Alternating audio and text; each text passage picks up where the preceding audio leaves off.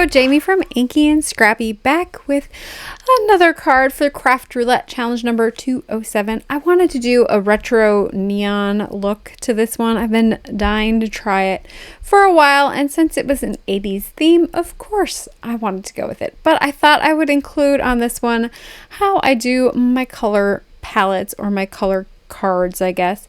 So this is I usually find an image online and kind of, especially when I'm going with a TV show or a cartoon and I want a color match, it's usually what I do. I will say with this color map, I am not impressed with my R1 or my third tone of red, and so I will probably sub that out in the future. I needed something a little bit pinker and not as I don't know. I needed it to be more of a red pink or bright pink and not a muted pink. And so I do fix it when I do the dozer's hat towards the end of my coloring. And I just go over the whole image with the fluorescent red, and it kind of fixed it. But it's definitely one that I will look at replacing for the future. And I'll make a note on my card, and if I figure it out before this one goes live, I will post it in the description box, or I will add it after the fact, hopefully, if I remember, and go from there.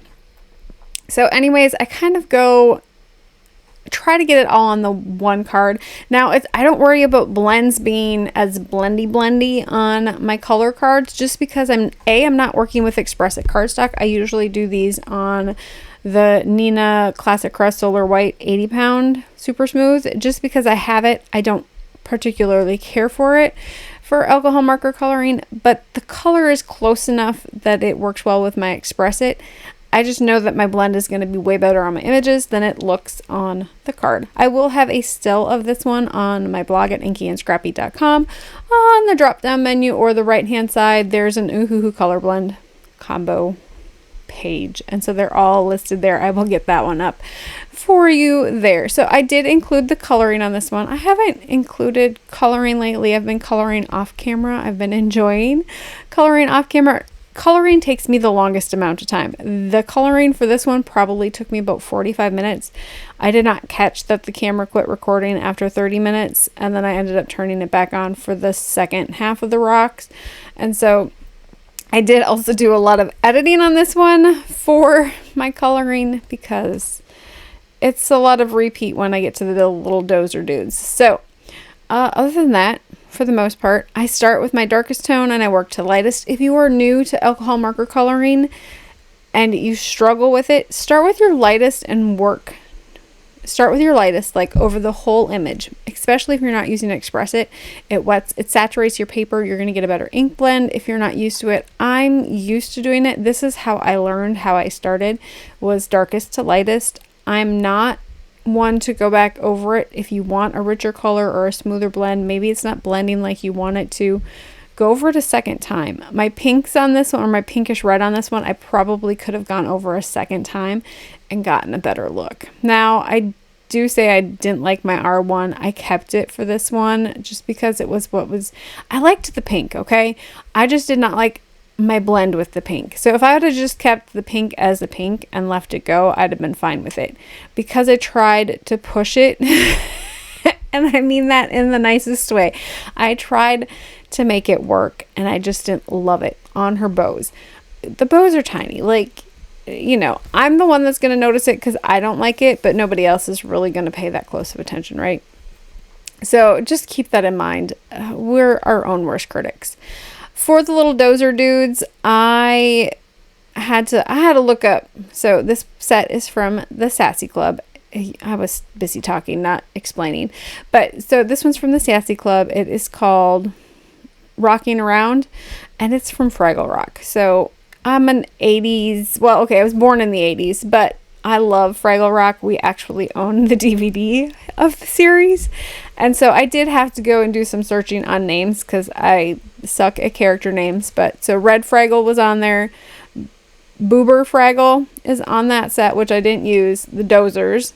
I think it's called Dozers or Doozers.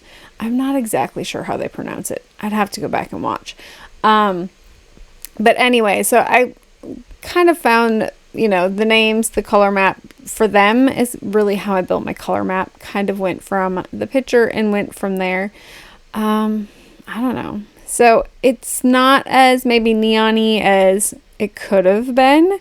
I was trying to stay more true to the Fraggle Rock colors, but I did want to pop in a little bit of neon. I may have came back with some yellow neon because, I mean, Ohuhu has all the neons, right? And so it may be one that I would come back and maybe add some yellow neons to, just to get a little bit more of a pop on those little dozer outfits, but I was trying to stay to my color chart. Now for the rocks, I did pick I picked 3 tones of browns to work with, right? So the one tone of brown was for Boober's hat and the little dozer's helmet. It was kind of an orangey brown, right? And then the other 2 browns I kind of picked to go with what I was thinking of for my rocks in the background. So one is more of it's yellow gray, and then the other one is kind of more of a, I don't know, caramely color maybe. I just wanted them to be 3 different shades of brown. I wasn't so worried about my browns blending well, so keep that in mind if you're looking at the color card going, what were you thinking, girl? I really wanted them to kind of, they probably need another tone in there to make them look better, right?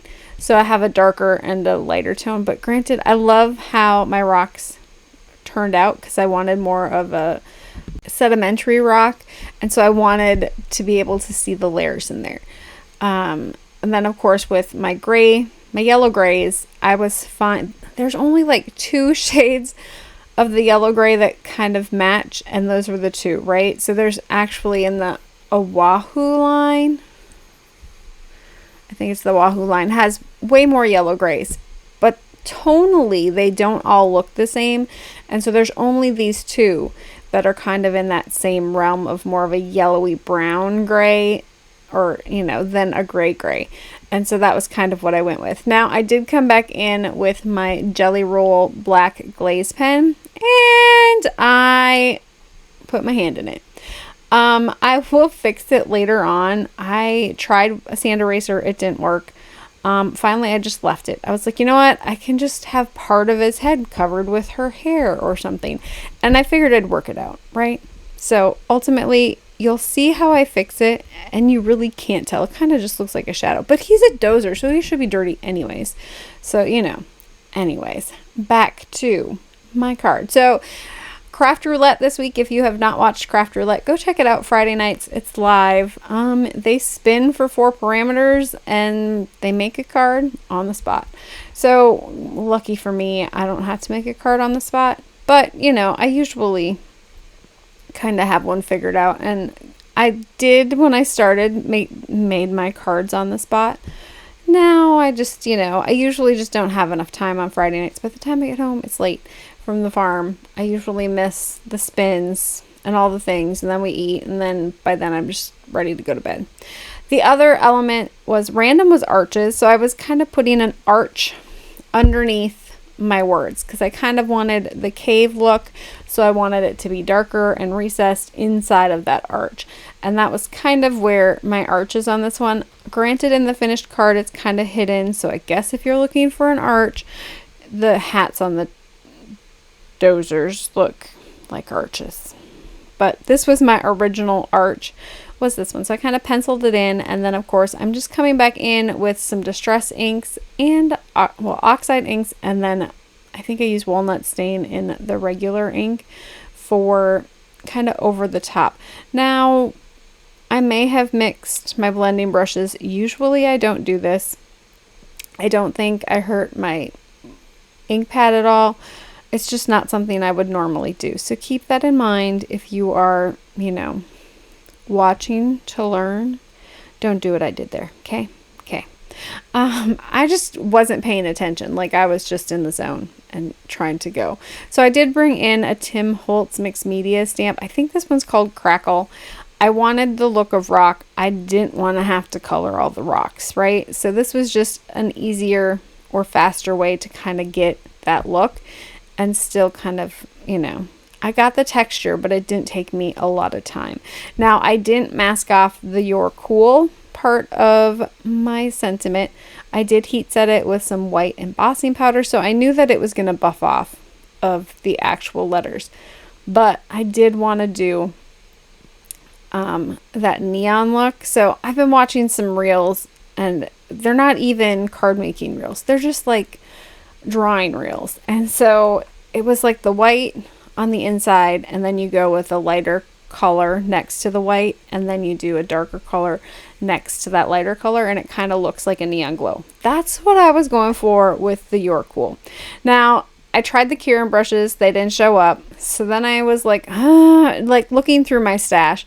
I did end up going and getting my marker, my paint markers. These are the Art Skills ones from Sam's Club. They're not the greatest. They worked for what I wanted them to work. I mean, you know, they covered up the Distress Oxides, which maybe if I'd have just used regular Distress, maybe it would have covered easier with the other, or maybe if I'd have just layered the Kieran markers, they would have. I just wasn't impressed with the coverage, and so I was like, well, no harm, no foul. I'll just go grab my cheapo paint markers. That being said, I also ended up going over that white embossing powder. I tried not to, it just wasn't, you know, they're big chunky tips. It just wasn't working. So I wasn't totally worried about the embossing powder because I figured I could fix that in the end. But I ended up going over it twice around the outside just to kind of deepen that pink color. I'm pretty sure it was just because the oxide was bleeding through my oil-based marker. I don't think I would redo it in any ways, and I could have masked it off and done it that way, or I could have done it on a separate piece of paper and then layered it, cut it out and layered it on top, which probably would have been the right way to do it. But you know me, I'm in the moment, and I was this far, I wasn't going to go back and start over. So I just let it ride. And then of course I'm just coming in with that red, and the red worked a lot better, probably because it's darker than the other. But I wanted it to have that look of kind of the neon look. I also did cut out my card base there with the A7 Modern Embossed Dies from Trinity Stamps. Now I'm just coming back in with the white gel pen. I did try to go with like rubbing alcohol over the top to try to get the marker off. It was not budging. So I just came in with the white gel pen and kind of went over the top. I didn't trust the white marker to do what I wanted it to do, just because, I don't know, these felt, you know, they're the cheap Sam's Club ones. They just felt really watery, or oily, I guess, in this case, because they weren't water-based, right? And so I just figured I'll just go over it with my gel pen, which worked fine. So I took the number 10 gel pen and went over the top and kind of put those white lines back where they needed to be. If I would redo this one, I think I would probably do it the same way or similarly. I mean, it worked out okay. It did give me the cool look. It kind of looks like the neon glow, which I really kind of like. So there's that.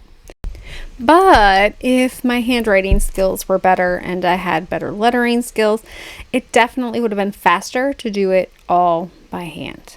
You know what I mean? Go in with the pink, do that outline, and then do the red outline, and then come back in with the white and go over the top. I did that with the exclamation point, and it worked a lot better.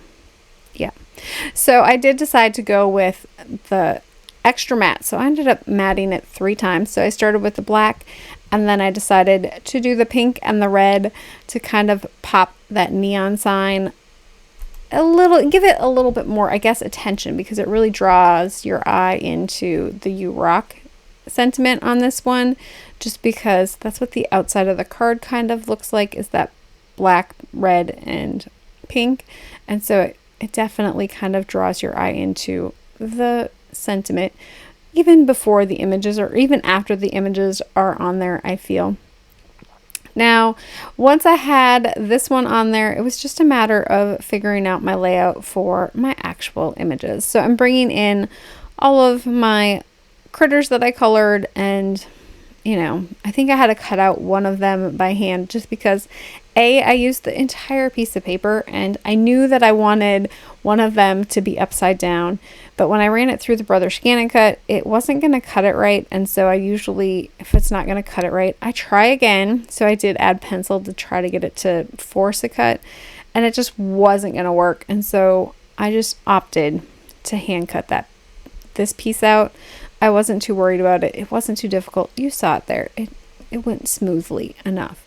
Now, I will say that because normally when I do a Brother Scan and Cut, like images, I don't put them so close to the edge. I wasn't worried about it this time. Don't ask me why.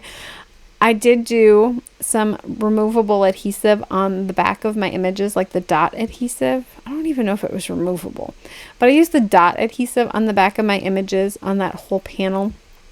Like not the whole thing, but all the way around the outside, just to kind of help not have the paper lift and shift.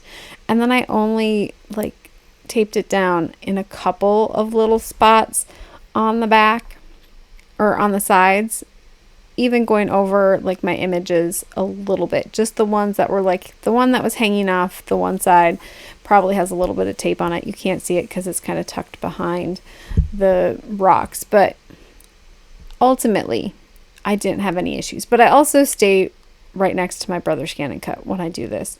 It's probably the first time I've gone that close to the edge or over the edge with my images on my Brother Scan and Cut and didn't have any problems.